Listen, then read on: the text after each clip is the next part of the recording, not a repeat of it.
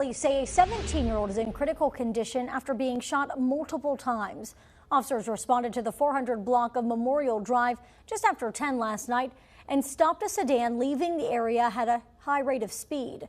The victim was inside the car being taken to the hospital. Police started performing life-saving measures until EMS arrived. The victim was then airlifted to a hospital. Police believe the shooting happened near Washington Street and 1st Street, where several bullet casings were found. Anyone who has information is asked to call Danville Police or Crime Stoppers. Now, this case is just the latest example of what police in Danville say is a recent rise in violent crime. Officials say it's not the trend they want to see after years of falling case counts. WFXR's Haley Connor spent her day in Danville digging into the numbers. According to the Danville Police Department, between 2021 and 2022, they saw a 21% decrease in violent crime. You look at overall crime reduction in our community over the last 5 years.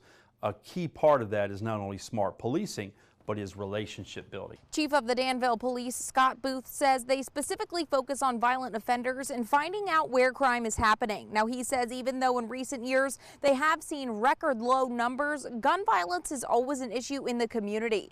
And even though this year they have seen an increase in gun violence, Chief Booth says the numbers are still much lower than they were before 2018. We've had 3 homicides that have been attributed to gun violence, gun-related homicides, which have all been cleared by arrest. We've had 4 total. All of those have been cleared. And we've seen a slight increase in our aggravated assaults, too, with gun violence. They are working to hopefully bring these numbers back down. We decided to do Operation Blitz, which is members of our investigative divisions, our patrol division working together to focus on violent offenders and areas that were producing those gun violence related offenses. So we recovered a number of firearms, we made a number of arrests. Dylan Kirk, a lifelong resident of Danville, says he has seen the decrease in crime, but is still nervous in some areas. Later hours of the day, you know, I feel a little bit tense, especially if I'm like going on a night run or I'm walking.